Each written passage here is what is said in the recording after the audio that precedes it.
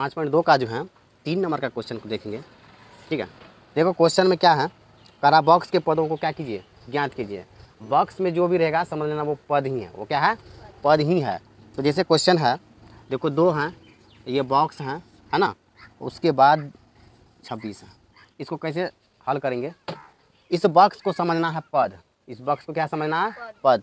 पता है कि एपी का ये प्रथम पद हुआ, ये दूसरा पद हुआ, ये तीसरा पद हुआ। इस बात का हमेशा ध्यान रखना है कि जो पद दिया हुआ है उसी पद से जो है अज्ञात पद को निकाला जाता है। ठीक है, तो जो सब दिया हुआ है उसको पहले लिख देंगे। जो पहली बार दिया हुआ है तो उसको क्या लिखते हैं, A1 है ना, एपी में।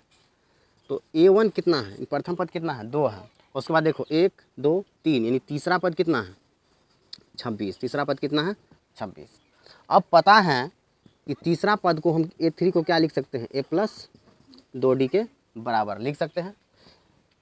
इसी बात को A+2D के बराबर हम A3 भी लिख सकते हैं, कोई दिक्कत नहीं। अब यहाँ पर क्या करना है, A के स्थान पे A का मान रख देंगे और 2D है ना, इसका मान अभी पता नहीं है। A3 का मान कितना है, 26 है, तो इसके स्थान पे क्या रख देंगे, 26 रख देंगे। ठीक है, और यहाँ पर जो है अब ये हो गया साधारण समीकरण। साधारण समीकरण कैसे सॉल्व करते हैं, चर राशि को एक साइड और अचर राशि को एक साइड कर लेंगे, इसको भी उधर भेज देंगे। ये प्लस में तो उधर माइनस में जाएगा। अब यहाँ पर जो है हमेशा ज़्यादा में से कम वाले को घटाते हैं, कितना हो गया 24।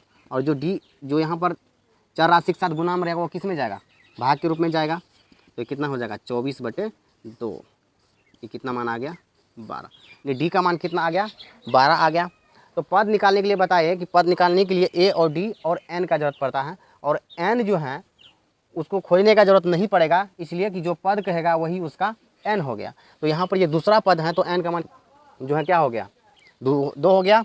तो यहाँ पर इसलिए लिख सकते हो ये A2, यानी दूसरा पद क्या करना है, निकालना है। तो दूसरा पद के लिए डायरेक्ट बताए थे, A2 बराबर A+D डायरेक्ट लिख सकते हैं नहीं।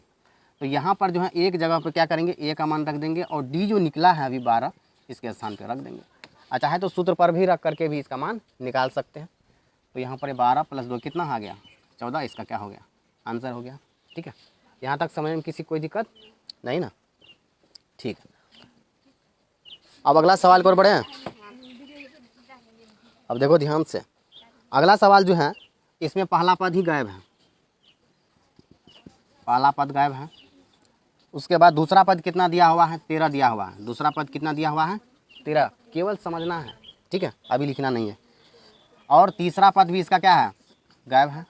और चौथा पद कितना है, 3 है। चौथा पद कितना है, 3 है।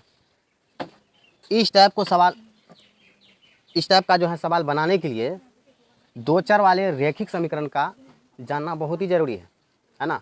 अगर जिसको दो चर वाले रैखिक समीकरण नहीं आता है तो फिर वो पहले तो सीखना पड़ेगा, तब जाकर के ये सवाल बनेगा, है ना, नहीं तो फिर दिक्कत होगा समझने में। तो ये सब सारे चीज़ जान चुके हैं, है कि नहीं।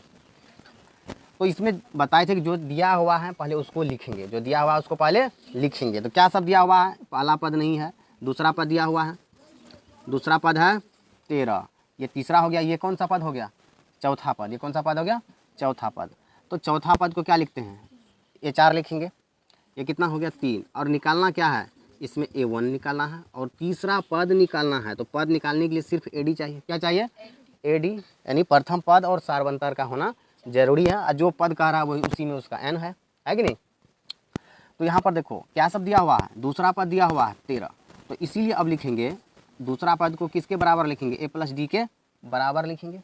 किसी कोई दिक्कत, इसी बात को जो है लिख सकते हैं A+D बराबर 2D A2, है ना। A2 का जो मान है वो कितना है 13। यहाँ पर समीकरण बना लेंगे 1। यहाँ तक समझने में किसी कोई दिक्कत नहीं। पुनः क्या करेंगे, अब यहाँ पर देखो A4 है, तो A4 को डायरेक्ट क्या लिख सकते हैं, A+3D बराबर कितना, A4 लिख सकते हैं नहीं। अब यहाँ पर इसका मान क्या करेंगे, रख देंगे A+3D बराबर A4। A4 का वैल्यू कितना है 3 है, तो यहाँ पर रख देंगे 3। समीकरण इसको सेकंड मान लेंगे। यहाँ तक समझने में किसी कोई दिक्कत नहीं। तो ये हो गया समीकरण 1, ये हो गया समीकरण 2। अब ये बन गया दो चर वाले रैखिक समीकरण। इसका हल जो है चाहे विलोपन विधि चाहे प्रतिस्थापन विधि, कोई विधि कर लो। ठीक है, तो सबसे बढ़िया इसमें रहेगा विलोपन विधि, क्योंकि इसका भी एक पद ये है और ये भी इसका भी ए है, इसमें भी ए है। विलोपन ही मान क्या रहेगा, सही रहेगा।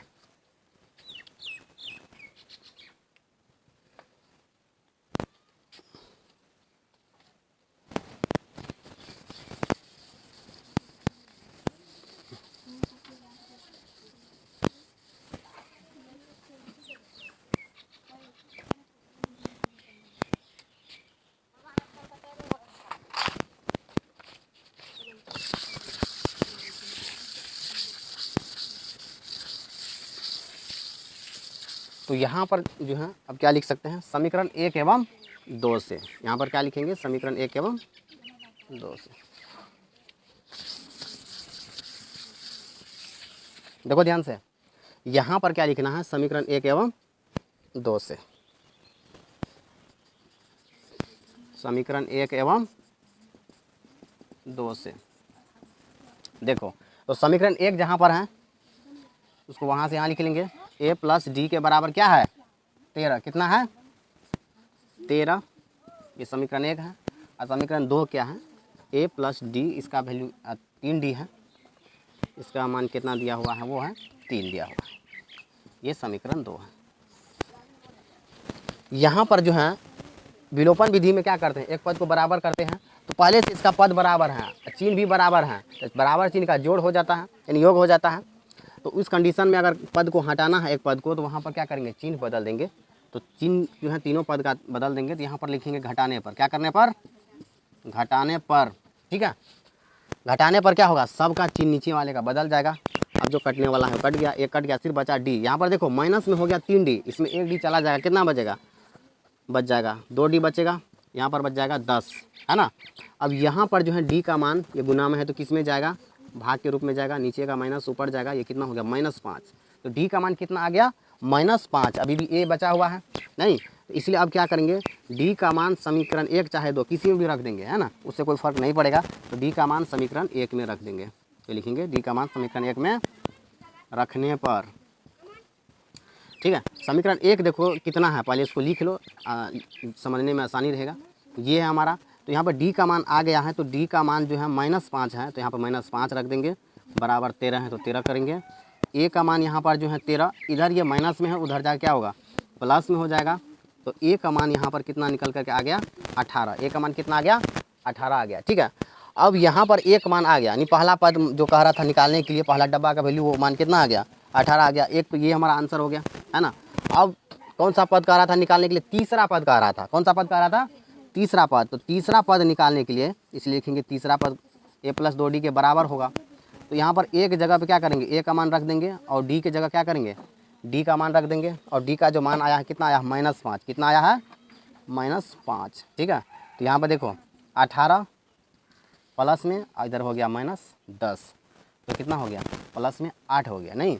तो यहाँ पर जो है इसलिए लिख सकते हो कि a का मान 18 आया, और तीसरा मान जो है, यानी प्रथम मान जो है वो 18 आया, और तीसरा मान कितना आया, 8 आया। यही दोनों हमारा क्या हो गया, आंसर आ गया। समझ में आ रहा है, ठीक है। तो इस प्रकार से जो है इन दोनों सवालों का जो है हल करेंगे, ठीक है, किसी कोई दिक्कत नहीं।